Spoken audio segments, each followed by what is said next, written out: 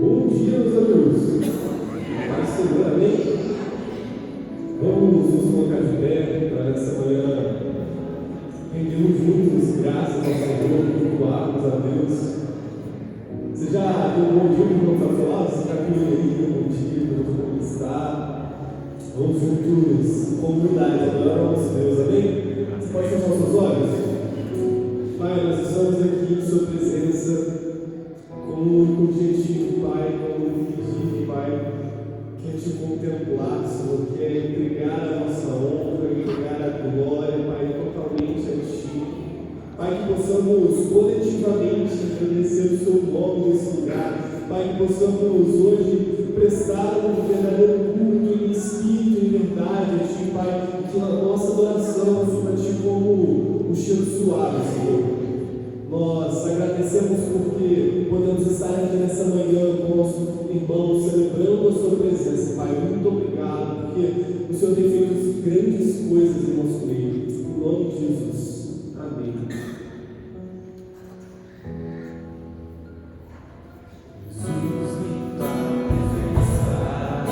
Reunimos aqui, contemplamos Tua face e rendemos a Ti, pois um dia a Tua morte trouxe fim a todos nós, temos Teu completo acesso ao coração do Pai.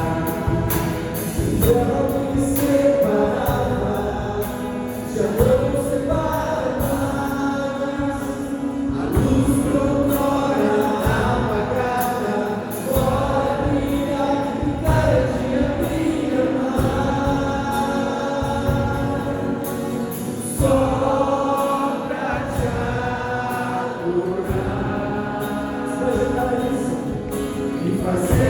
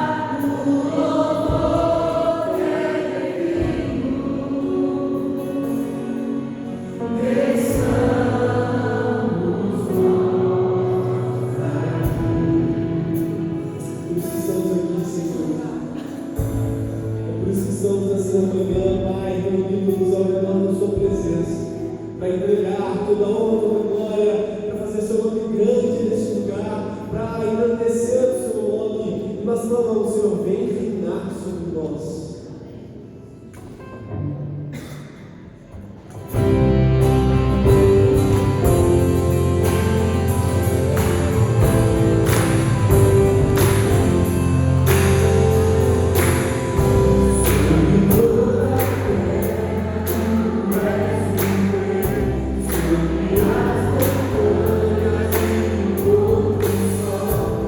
Uma coisa só eu desejo.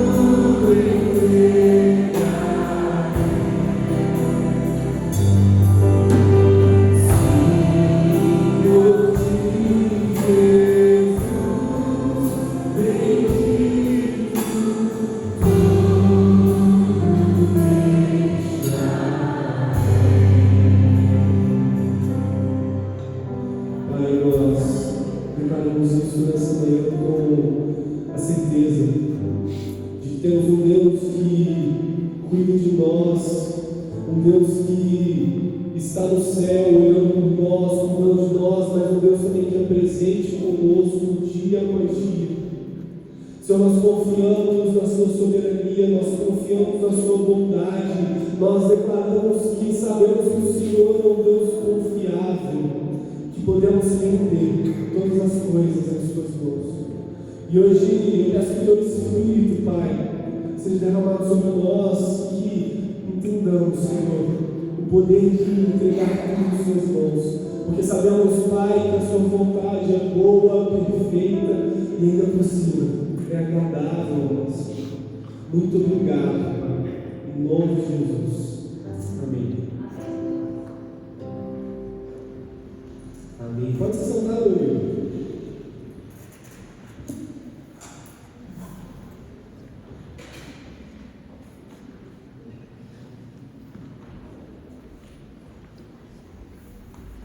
Hoje nós estamos dando sequência às ministrações da nossa conferência Venha o Teu Reino.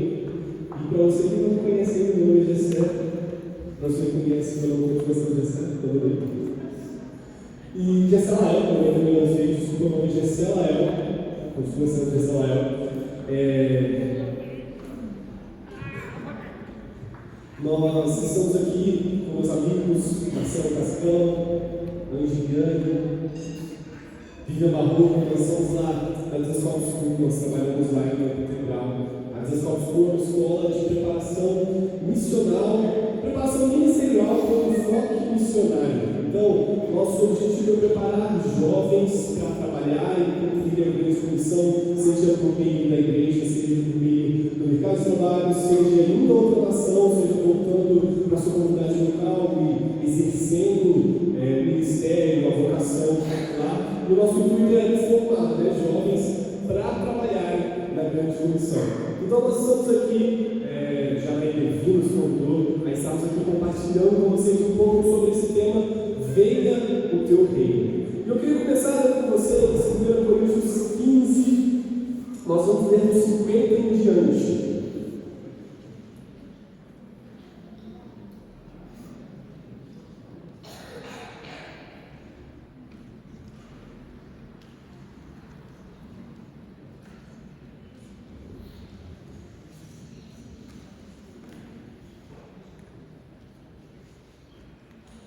Amém? 1 Coríntios 15, a partir do versículo 50 até o final do capítulo.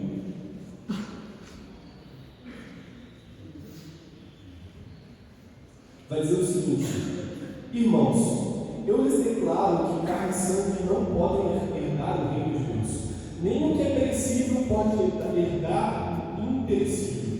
Eis que digo um mistério: nem todos dormiremos, mas todos seremos transformados. No momento do abrir e fechar de olhos ao som da última trombeta, pois a trombeta soará, os mortos ressuscitarão, incorruptíveis, e nós seremos transformados. Pois é necessário que aquilo que é corruptível se revista de incorruptibilidade, e aquilo que é mortal se revista de imortalidade. Quando, porém, o que é corruptível se revestir de incorruptibilidade, o que é mortal de imortalidade, então se cumprirá a palavra que está escrita: a morte foi destruída pela vitória. Onde está a morte, a sua vitória? Onde está a morte, o seu aguilhão?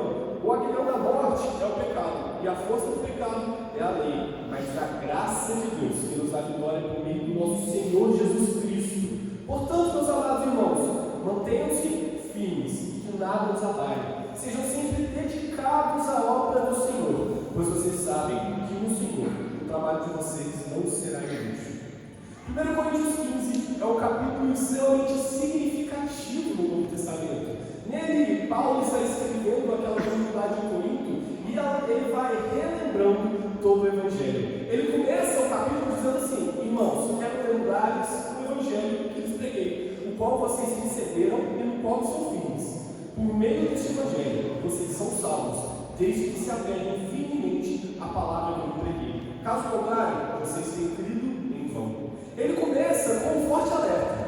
Fala: pessoal, você lembra do Evangelho? E eu quero lembrar vocês: você lembra da primeira vez que você ouviu o Evangelho? A boa notícia do Evangelho?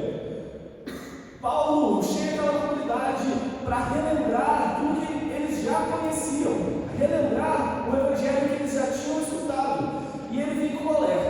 permaneçam nesse Evangelho. Porque, caso contrário, se vocês têm acreditado em algo diferente do que isso, se vocês estão depositando a sua fé em algo diferente do que eu lhes preguei, a fé de vocês é em vão. Porque o Evangelho não é uma das mensagens da Bíblia, o Evangelho é toda a mensagem da Bíblia, a boa nova de Jesus Cristo. E vale a título pedagógico, a título de ensino, a título de conhecimento, nós relembrarmos essa boa mensagem nessa manhã. Essa boa mensagem que começa com um Deus extremamente satisfeito em si, um Deus que é pleno em comunhão, um Deus que é três em um, que decide em transbordar de amor, fazer todo o universo. Ele se depara então com um mundo sem forma e vazio, e pelo poder da sua palavra, por meio de Cristo Jesus, todas as coisas vão sendo criadas, e ele cria então um homem. E esse homem é criado à imagem e à semelhança de Deus. Contudo, o Evangelho significa boa notícia.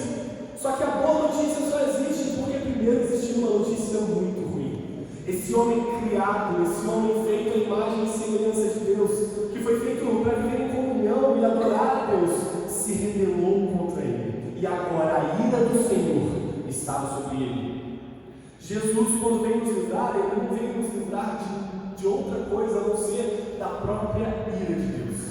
Deus estava furioso, Deus todo-poderoso, Deus que mede os oceanos com a mão, o Deus que a sua voz destrói florestas, o Deus que é supremo, poderoso, que tem todo o poder e autoridade, estava irado com a sua criação, porque o homem havia se rebelado e comido o fruto da árvore ao qual ele havia proibido. O homem então experimenta um processo de vergonha e de culpa, o qual nunca foi sentido antes por ele, porque agora ele estava afastado do seu Criador. E esse homem que pecou e se rebelou contra Deus, não ia permanecer nesse lugar, porque o Evangelho é uma boa notícia, não uma má notícia. E a boa notícia do Evangelho é que Cristo levou sobre ele mesmo a ira do Senhor. A ira que era nossa, o castigo que era nosso, o pecado que nós cometemos, aquele, o único que foi achado justo, o único que é achado digno, resolveu carregar sobre si a nossa condenação. E a boa notícia é que o castigo de Deus nos trouxe a paz. E hoje nós temos paz com Deus, porque Cristo Jesus tomou o nosso lugar, tomou o meu lugar, tomou o seu lugar, tomou a ira que era para recair sobre você e levou na cruz. E ele morreu por nossos pecados, mas a Bíblia vai ser muito clara em dizer que ele não permaneceu nesse lugar de morte. Ao terceiro dia, meus amigos, ele ressuscitou. Nós temos um Deus que está vivo. Ele ressuscitou e ascendeu aos céus. Só que quando ele subiu, ele nos deixou uma promessa e nos disse: eu voltarei. E nós aguardamos a volta de Cristo. Nós aguardamos esse segundo retorno, onde ele não vem mais como um servo sofredor, mas ele vem como um rei de glória, um rei justo, um rei bondoso, que governará todas as nações. E essa é a nossa boa notícia. Nós aguardamos pelo nosso Criador, nós aguardamos por Cristo Jesus, rasgando os céus e vindo nos encontrar. E Romanos 15 vai enfatizar justamente essa importância da ressurreição, as suas implicações na vida cristã. E Paulo vai enfatizar até mesmo os relatos, mostrando que diversas pessoas presenciaram a ressurreição de Jesus Cristo.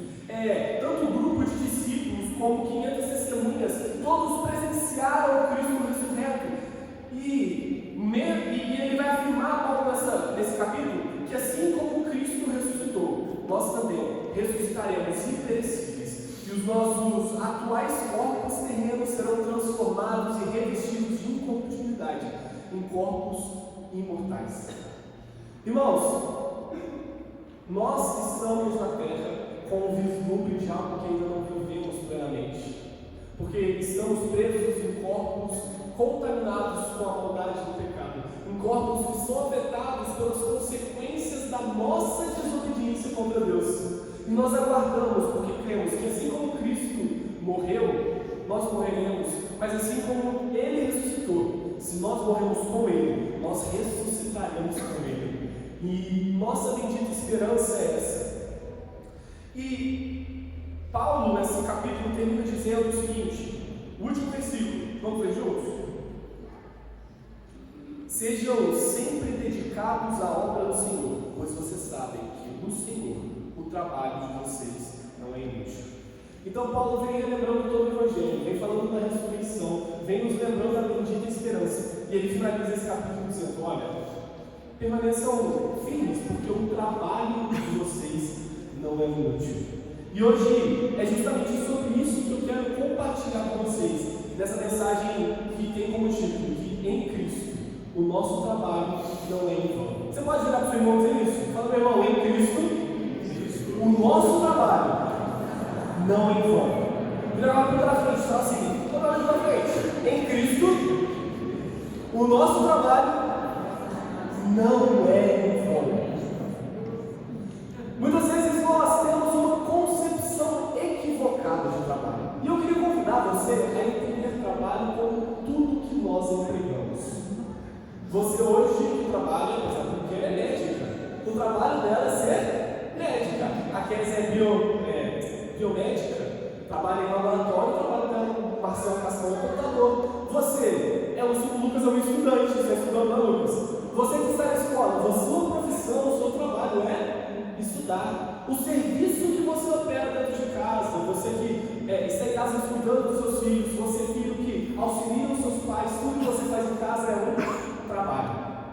E o interessante, tem um escritor, Lester DeCosta, que ele fala o seguinte, que a diferença entre um deserto fértil e a cultura que nos rodeia, por exemplo, tudo que está ao nosso redor, casas, prédios, comida, cultura, música, livros, teatros, a diferença de um deserto vazio e infértil para isso que nos rodeia é o trabalho. E ele vai falar o seguinte: o trabalho é o meio de nós nos tornarmos úteis aos outros e os outros se tornarem úteis a nós.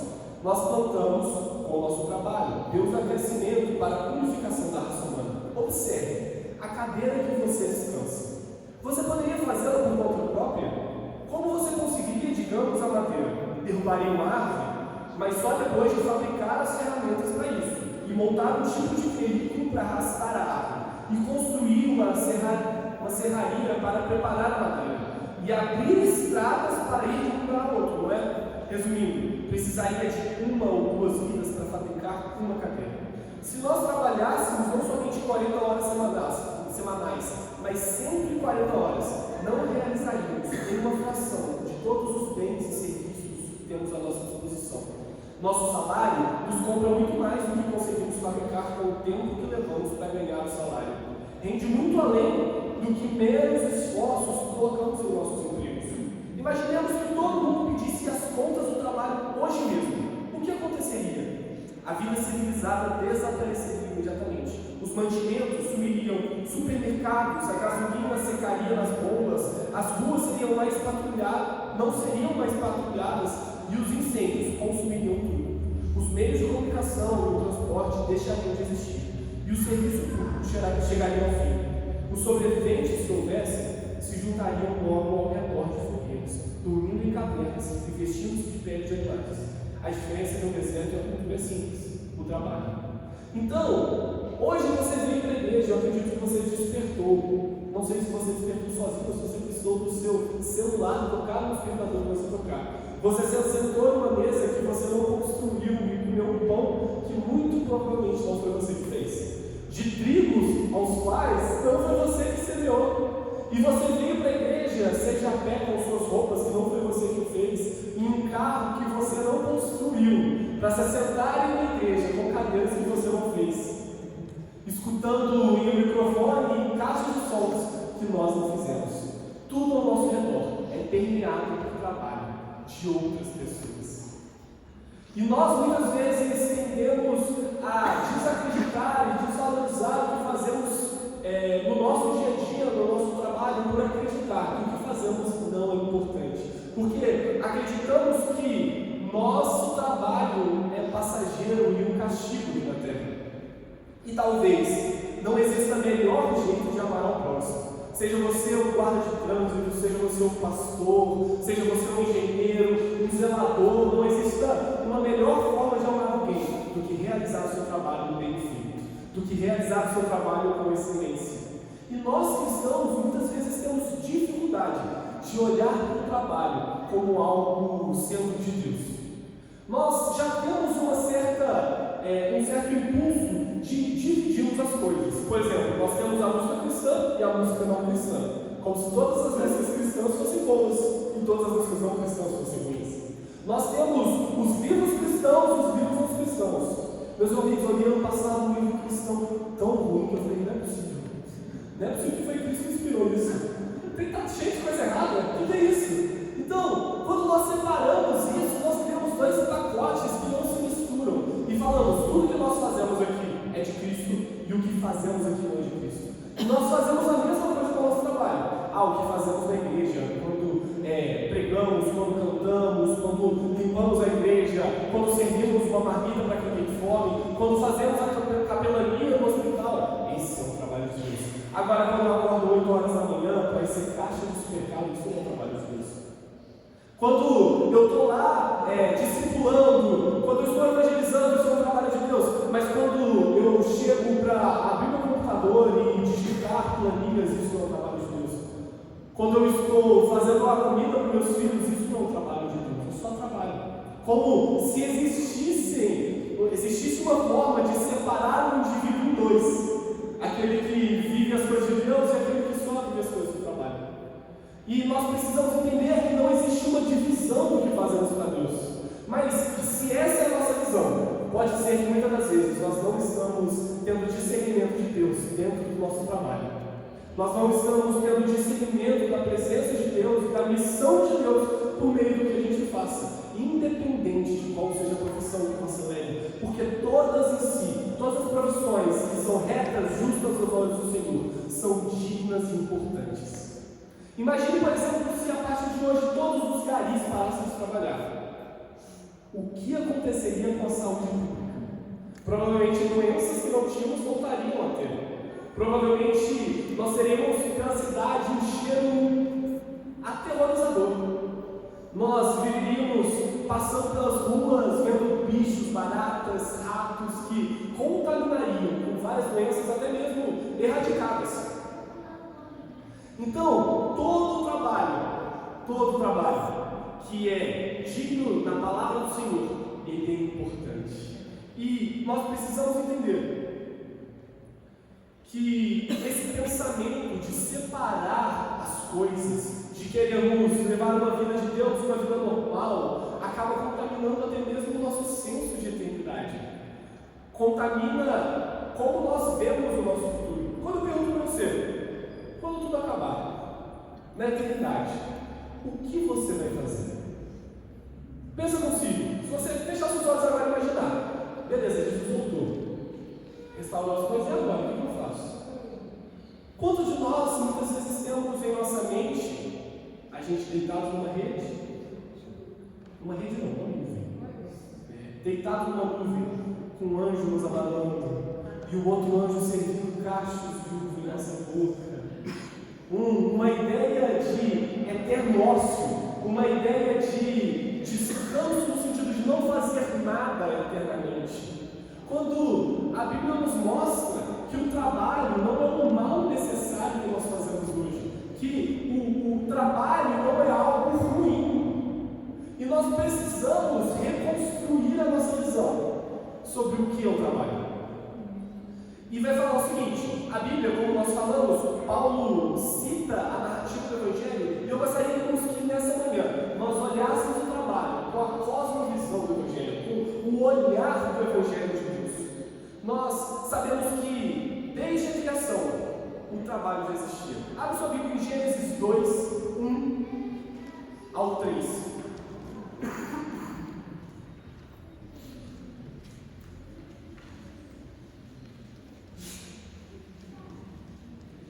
Gênesis 2, versículo 1 ao 3.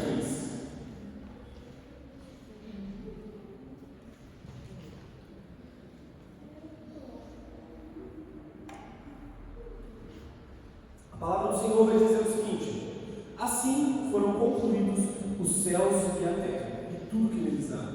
No sétimo dia, Deus já havia concluído a sua obra. Repita comigo: obra. Obra que realizaram e nesse dia descansou. Após abençoou Deus o sétimo dia e o santificou, porque nele descansou toda a sua obra que realizaram na criação. E lá no versículo 15, se você continuar ali, vai dizer: o Senhor Deus colocou o homem no jardim do Éden para cuidar dele e cultivá-lo. Victor Hamilton, que é um estudioso do Antigo Testamento, vai falar que essa palavra obra significa, neste texto, um labor árduo, como o trabalho de um grande artesão ao realizar algo. Então a gente vê que desde o princípio houve trabalho, Deus trabalhou. Desde o princípio, o trabalho não foi visto como um mal necessário que adentrou a criação após o pecado, ou como um castigo aos seres humanos por terem desobedecido a Deus, mas ele é retratado como uma atividade digna do próprio Deus executar. O nosso Deus trabalhou. Nosso Deus, como artesão, ordenou o caos de uma terra sem ordem e vazia.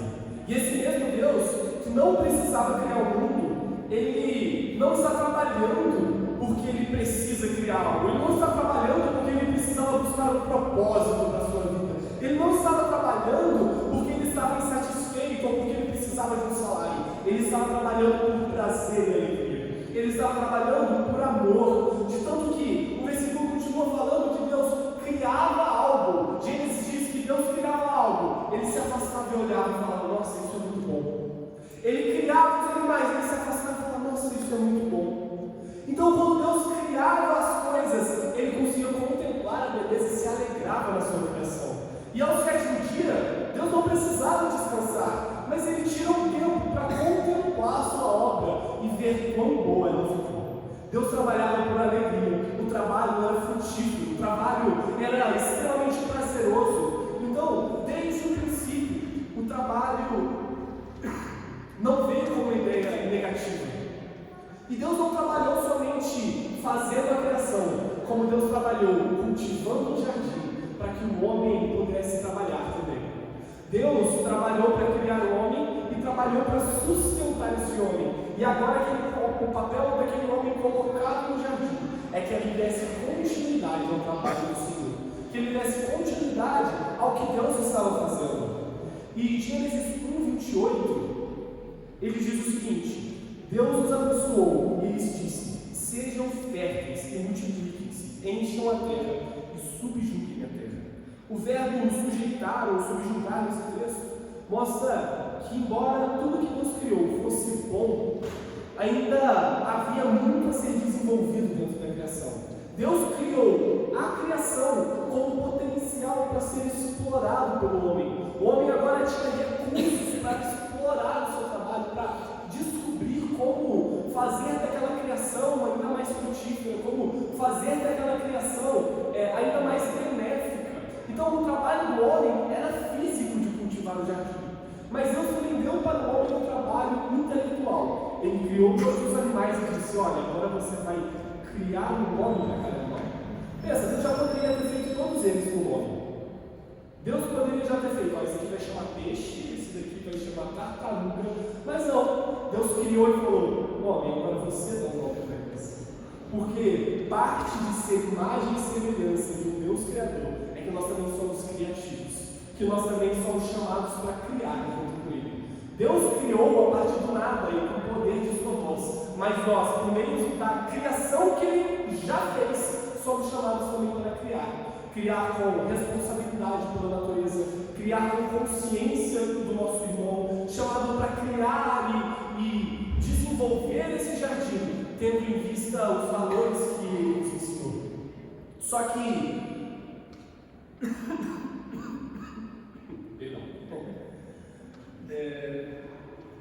Só que muitas vezes a gente acha que olha para esse jardim e entende o trabalho só como algo de agricultura. A gente foi chamado então para semear o jardim, a gente não está mais no jardim do Éden, acabou. Só que não, esse chamado de Deus para eles povoarem a terra, dá uma interpretação de: olha, não é um povoamento só numeroso. Ele não está falando só para a gente sair fazendo filho. Ele está falando: olha, crie uma cultura, crie uma sociedade, se desenvolvam socialmente. Então, até hoje, por meio do que fazemos, nós estamos cultivando esse jardim. Seja você uma enfermeira, uma médica, seja você um contador, um economista, Deus está te chamando para cultivar esse jardim, com consciência pelas coisas que Ele nos chamou. Derek Kidner, que é um estudioso hebraico, afirma que o trabalho se destaca na gama de prazeres ali existentes. Ele vai falar assim: o paraíso terrestre é um modelo de cuidado paterno. O ser inexperiente é abrigado, mas não sufocado por todos os lados. Descobertas e achados aguardam que ele exerça seus poderes de discernimento e escolha. E há uma farta nutrição para seu apetite estético, físico e espiritual. Mas ainda há bastante trabalho diante dele para corpo e mente. Para que haja crescimento espiritual, existe uma palavra divina sendo obedecida. Para que haja desenvolvimento cultural e criativo, existe o trabalho físico de cuidar do jardim. E a tarefa de dar nomes aos animais que envolve um esforço mental e discernimento. Por fim, a criação de Eva e a instituição do casamento foram provisões para que a raça humana se desenvolvesse em uma sociedade plena. Todas essas tarefas foram dadas como desdobramento do encargo descrito em Gênesis 1:28. Enchei a terra e sujeitar. E nós chamamos esse encargo de sujeitar e encher a terra como mandato cultural. É o qual nós trabalhamos a terra que o Senhor deixou para nós. Não somente uma multiplicação de pessoas, como nós falamos, mas o desenvolvimento de uma comunidade. Então, em síntese, Deus trabalhou ao nos criar. Deus trabalha ao nosso favor e agora nós somos chamados a trabalhar em favor dele. E muito mais do que isso, Deus trabalha por nosso meio. Nós somos o meio pelo qual Deus escolheu cumprir a sua missão. A igreja do Senhor é a manifestação do corpo de Cristo na terra. Então, quando nós oramos, Deus, cuida das viúvas, Deus, cuida dos órfãos, nós estamos orando, Pai, levanta a tua igreja para cuidar das viúvas. Pai, levanta a tua igreja para cuidar dos órfãos. Irmãos, nós somos a igreja. É nossa responsabilidade, por exemplo, cuidar das viúvas, dos órfãos, é nossa responsabilidade cuidar dos funcionários, é nossa responsabilidade pregar o Evangelho, porque nós estamos pedindo para Deus algo que Ele nos chamou para fazer junto com eles. Então, o trabalho no paraíso, ele não é uma maldição, mas uma bênção que foi colocada. E nós, como imagem e semelhança dele, também fomos chamados para trabalhar. Jesus, em João 5,17, vai falar: meu Pai trabalha até hoje e eu também. Meu irmão, se Jesus está trabalhando, se Deus trabalhando, quem somos nós para ficarmos à toa? Quem somos nós para não fazermos nada? Então, se você hoje é um estudante, você foi chamado para estudar com o entendimento de que existe uma vocação, um mandato de Deus para que nós nos cresçamos nisso. Se hoje você exerce um trabalho de empreender, você foi chamado para entender que você precisa empreender com esse mandato cultural do Senhor Jesus. Mas nem tudo são flores, meus amigos. Nem tudo são flores. Porque, assim como nós falamos da criação de Deus perfeita, o pecado do homem contaminou não só o seu relacionamento com Deus, como toda a terra. Adão era o responsável por cuidar da terra. Adão era o representante de Deus na terra.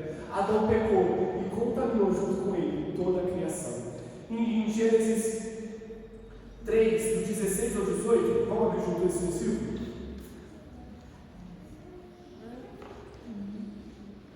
Gênesis 3, do 16 ao 18, vai nos contar as consequências desse pecado. O homem buscou liberdade e independência de Deus, mas nós caímos na armadilha, de ao invés de recebermos a liberdade prometida, nós recebemos a morte. Imagine, meus amigos, como um peixe vivendo no oceano. Um peixe vivendo no oceano tem toda a liberdade de andar no oceano. Mas se um dia ele decidir, eu preciso ser livre da água, eu quero sair da água, eu preciso ser liberto da água, ele vai experimentar a mais terrível morte. Ele vai ser sufocado, sem os nutrientes, sem o oxigênio da forma necessária para ele conseguir respirar. E assim foi o homem quando decidiu desobedecer. Ele saiu do lugar ao qual ele foi criado para estar, que é a vontade de Deus, que é o propósito de Deus para toda a criação. E a gente lê que esse pecado cria consequências. Gênesis 3, 16 ao 18 vai dizer: a mulher ele declarou: multiplicarei grandemente o seu sofrimento na gravidez. Com sofrimento você dará à luz a filhos. Seu desejo será para o seu marido, e ele a dominará. E ao homem declarou: visto que você deu ouvidos à sua mulher e comeu do fruto da árvore, do qual eu ordenara que não comesse, maldita é a terra por sua causa. Com sofrimento você se alimentará dela todos os dias da sua vida. Ela lhe dará espinhos e ervas daninhas, e você terá que alimentar-se das plantas do campo. Com o suor do seu rosto você comerá o seu pão, até que volte à terra, visto que dela foi tirado, porque você é pó e ao pó voltará. O pecado, então, nos trouxe o peso de não termos mais um trabalho por prazer, mas por necessidade. E esse ainda seria empregado e geraria em nós cansaço, geraria em nós exaustão, e nós trabalhamos numa terra que muitas vezes não corresponde com o nosso trabalho. Nós nos esforçamos, nós nos dedicamos. Já ouviu aquela frase? Se você der tudo de si, se você se esforçar, se você, trabalhar muito, nada garante que vai dar certo. É exatamente isso. Nós estamos trabalhando na terra, onde muitas vezes nós não vamos receber frutos, o que é correspondente ao nosso esforço. Porque o pecado, quando contaminou a terra, gerou entre eles espinhos e ervas daninhas. Quando nos lembramos que o trabalho de cuidar do jardim simboliza para nós todos os trabalhos que nós executamos, nós entendemos que isso implica que todo trabalho e esforços humanos serão moldados por insucesso e frustração. Uma das maldições do trabalho em um mundo despedaçado é que ele tem uma inutilidade perene, muitas vezes. O pecado corrompeu o nosso campo de trabalho. E é por isso que hoje você tem que lidar com aquele seu colega que tenta puxar o seu tapete. O trabalho corrompeu nossas relações, e é por isso que hoje precisamos lidar com a competitividade do mercado de trabalho. O pecado corrompeu nossas funções ao ponto de pessoas estarem desistindo das suas vocações por causa de salários. Se Deus tem colocado em você talentos para ensinar, para ser professor, mas você olha para a desvalorização dos professores hoje e você desiste, é uma consequência do pecado, porque nós não estamos exercendo as vocações, os talentos dos quais o Senhor colocou em nós. Então, o pecado corrompe esse ambiente de trabalho, e nós muitas vezes somos tentados a dar valor ao dinheiro e não à vocação. Nós somos tentados a dar importância e preocuparmos tanto com a necessidade que nós abrimos mão dos nossos talentos, abrimos mão daquilo que gostamos de fazer. O que significa o fato de um trabalho ser infrutífero, significa também que além de abrirmos mão de tudo isso, nós vamos passar no ambiente de trabalho por momentos de sofrimento, de conflitos, de invejas, de fadiga e a questão de que nem todos os nossos objetivos serão alcançados. Contudo, nós estamos falando que o Evangelho é uma boa notícia. E por mais que exista a má notícia, que o nosso trabalho está corrompido, existe a boa notícia, que Gênesis 3:15, 14:15 nos traz. O Senhor vira para a serpente e diz para ela, no versículo 15: porém, inimizade entre você e a mulher, entre a sua descendência e a descendência dela. Este lhe ferirá a cabeça e você lhe ferirá o calcanhar. Deus, em Gênesis 3:15, já estava anunciando que Cristo esmagaria a cabeça da serpente, que Cristo subjugaria o pecado debaixo dos seus pés. E nós vemos isso durante o decorrer da Bíblia. Deus então prega o que nós chamamos de um proto-evangelho, ou primeiro evangelho, para Adão e Eva, explicando que viria ao mundo um Salvador, viria ao mundo alguém que resolveria o problema do pecado. E anos depois temos a encarnação de Cristo Jesus, um Deus que se fez carne e habitou entre nós. Ele que é a exata expressão de Deus, o que significa que quando nós olharmos para Jesus Cristo, nós estávamos olhando para Deus. Pensa comigo, meus amigos, agora o nosso Deus tinha um rosto. Nós podíamos contemplar a Deus. Agora Deus tinha um tom de voz. Nós não escutávamos mais a palavra de Deus por meio de escritos ou por meio de fariseus que liam a palavra ao templo precisavam trazer algo. Nosso Deus tinha uma voz audível aos nossos ouvidos. Nosso Deus tinha um cheiro. Nosso Deus podia ser tocado. Nosso Deus comia conosco. Então, quando Jesus encarna, ele expressa exatamente quem Deus é. E esse Deus que vem à terra, Cristo Jesus, ele vem com um objetivo: inaugurar o reino de Deus. Ontem nós falamos que o reino de Deus já está entre nós e ele foi inaugurado por meio de Cristo Jesus. E nós esperamos o retorno de um reino pleno, mas nós somos chamados para hoje já vivermos esse reino.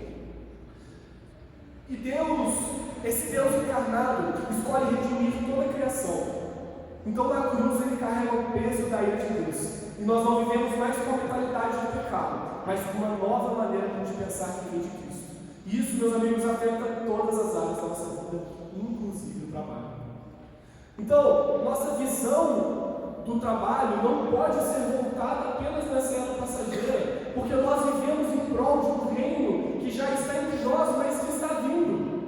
Nós não trabalhamos inutilmente no nosso dia a dia, porque o nosso trabalho não é somente para esse século. Nosso trabalho não expira quando nós morremos, porque se cremos em Cristo Jesus e morrermos com Ele, seremos ressuscitados com Ele em um corpo incorruptível, em um corpo imortal, e nós trabalharemos com Cristo eternamente, não mais com a dificuldade dos espinhos que são criados pelo pecado, não mais com uma terra infrutífera, mas nós trabalharemos novamente com Deus, em uma cidade celestial, uma cidade onde um governador justo governa, uma cidade onde não existe mais tristeza, não existe mais dor, não existe mais inveja, não existe a competitividade do trabalho. Nós podemos voltar a trabalhar com prazer, pleno prazer.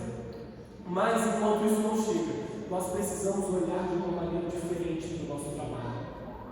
Nós, voltando do início, quando temos essa mania de enxergar a diferença do nosso trabalho, vamos chamar de circular, o trabalho que você desempenha no mercado de trabalho, e o trabalho que desempenhamos na missão, na obra de Deus, com olhos diferentes. Nós temos o impulso de acreditarmos que o nosso trabalho está sendo frutífero. E a palavra do Senhor diz que em Deus o nosso trabalho não é inútil. Em Deus o nosso trabalho não é em vão. Então nós precisamos olhar para o que nós fazemos hoje e entendermos que o reino já está inaugurado entre nós. Nós precisamos olhar para o nosso serviço e entender que nós já estamos manifestando o reino de Deus. E talvez não exista uma melhor maneira, como a Bíblia tem testemunho aqui, de pregar o Evangelho do que fazermos o nosso trabalho bem feito, do que irmos para a escola, sentarmos e realmente aprendermos o que está sendo falado, de irmos sentar no nosso trabalho, trabalharmos com honestidade, justiça, mas também desempenharmos o melhor trabalho que podemos fazer. Porque muitas vezes, quando uma pessoa se converte, nós queremos falar para ela: beleza, agora a gente precisa moldar seu caráter, mas nós não falamos para ela: olha, você precisa trabalhar como Deus trabalha. Você precisa trabalhar com uma consciência que você já não vive mais para essa era. E tem uma história que eu conheci recentemente, que ela alugou um triplex na minha cabeça. Ela está reverberando na minha cabeça, que é uma história do Tolkien. Ele escreveu um livro, a gente conhece o Tolkien por Senhor dos Anéis, né? Tolkien era cristão e ele escreveu um livro chamado Live by Money, que em português é traduzido como Árvore e Folha. Alguém já ouviu falar? Já ouviu falar? Árvore e Folha. E nele ele vai contar a história de um jovem pintor que ele gosta de pintar folhas. E ele começa a pintar folhas e um dia ele está com um quadro, ele quer pintar uma folha. E aí ele começa a ter a visão de uma árvore inteira. E essa árvore é sensacional, essa árvore é incrível, é perfeita. E ele, quando começa a ter a visão dessa árvore, ele vê também uma cidade ao redor dessa árvore. E ele decide então que ele quer pintar a árvore que ele viu nos seus sonhos. Ele quer pintar aquela árvore tão espetacular que ele tinha visto. Então ele compra as melhores tintas, ele compra um quadro enorme em tamanho real, pega uma escada e começa a pintar esse quadro. Só que essa árvore é tão encantadora e maravilhosa que é um trabalho muito árduo de ser executado. São muitos detalhes, e ele começa então desenhando a primeira folha, quando ele é interrompido por uma vizinha que precisava ir ao médico. E ele para o seu trabalho para levar essa visita no médico. E ele volta para pintar e logo após acontece outro infortúnio e ele precisa parar o que ele está fazendo para fazer outra coisa. E ele volta a pintar e por diversas vezes ele precisa parar de pintar para poder ajudar o próximo, cumprir uma agenda, precisa fazer outras coisas. E chega um dia que esse homem morre, sem concluir a sua obra. E tudo que ele pintou foi uma única folha, uma linda e perfeita única folha. E quando esse homem morre, ele escuta então duas vozes. A primeira, uma voz severa e firme, que fala que ele gastou muito tempo fazendo muito pouco. Afinal de contas, da sua vocação ele tinha pintado apenas uma folha. E outra voz, a voz gentil, dizendo que ele tinha doado a sua vida, entendido que a necessidade dos outros também era importante. E então, na outra cidade, que no livro representa essa cidade eterna que vamos habitar com Cristo, ele recebe e encontra a tão sonhada árvore que ele havia pintado. Meus amigos, o que essa história ensina para vocês? Quando nós temos uma vocação ministerial, nós vamos contemplar coisas que nós não conseguimos executar. Nós nunca vamos concluir plenamente, porque nós, nesse corpo terreno e passageiro, nós, enquanto ainda estamos afetados pela queda do homem, nossa visão com Deus vai muito além do que nossas forças podem trabalhar. Isso nos faz entender que não podemos nos cobrar muitas vezes excessivamente dentro disso. Mas essa história também nos ensina que por vezes vai ser necessário parar de pintar a folha para poder atender o nosso irmão. E o nosso trabalho não é nada mais nada menos do que uma forma de servir e amar o próximo. Faça o que você esteja fazendo, mas faça com a mentalidade que seu trabalho serve ao próximo. Eu tenho certeza que o agricultor que plantou trigo no seu pão hoje não estava pensando, cara, hoje eu vou alimentar a Raíssa, ela vai comer um pão e vai me alimentar com a barriga satisfeita para o culto, para ouvir uma palavra com mais atenção, porque ela comeu o pão do trigo que eu plantei. Mas o trabalho daquele agricultor afeta nós aqui nessa manhã. O que você desempenha é um serviço e um amor ao seu próximo. O estudo que você faz é um serviço e um amor para aqueles que vão usufruir do seu conhecimento no futuro. Então precisamos fazer isso com atenção. Precisamos fazer isso com amor e entender que muitas vezes vamos precisar parar de pintar a folha para poder servir o nosso irmão. E essa história nos ensina por último, eu quero concluir com isso, que nós temos na eternidade um trabalho pleno no Senhor. Se o nosso trabalho é só visando essa era, nós vamos cair na futilidade de trabalhar em vão. Mas quando trabalhamos com o Senhor, temos a certeza que o nosso trabalho não é inútil, meus amigos. O nosso trabalho ele não é em vão, porque não trabalhamos só para essa era, mas trabalhamos visando a eternidade com Cristo. Um trabalho que vai reverberar até a eternidade, que continuará junto com Cristo após a sua vida. Então eu quero convidar você a olhar para a sua casa, para olhar para o seu trabalho, para a sua escola, como um lugar onde você vai manifestar o reino de Deus. Mesmo que tudo que você consiga manifestar no seu tempo lá seja uma folha. A gente sabe que temos uma eternidade, um arco inteiro construído para nós, junto com Cristo. Amém? Vamos orar, meus amigos. Pai, muito obrigado. Muito obrigado porque sabemos que em Ti o nosso trabalho não é em vão. Porque sabemos que em Ti podemos trabalhar com a certeza de que estamos construindo contigo algo eterno. Porque sabemos que em Ti podemos viver todos os sofrimentos e dificuldades, porque o próprio Cristo Jesus está conosco no nosso dia a dia. Muito obrigado, Pai, porque somos convidados a trabalhar em prol do Seu reino hoje. Muito obrigado pelas empresas, pelas escolas que estamos inseridos, porque lá o Senhor nos plantou para manifestarmos o Seu reino. Pai, que o Seu Espírito gere em nós a consciência de que tudo que fazemos, quer comamos, quer bebamos, quer trabalhamos, quer estudemos, tudo que fazemos é para a glória do Senhor. Nos ajude a ter uma mentalidade de que trabalho para o Senhor não é somente a vocação missionária, não é somente um cargo pastoral, mas é tudo que fazemos de segunda a segunda com a consciência de que estamos construindo algo no reino. Pai, que o nosso trabalho dê testemunho do Cristo, que Que nosso trabalho revele Cristo Jesus às pessoas e que elas possam provar e ver do nosso testemunho a graça e a misericórdia do Senhor. Em nome de Jesus. Amém.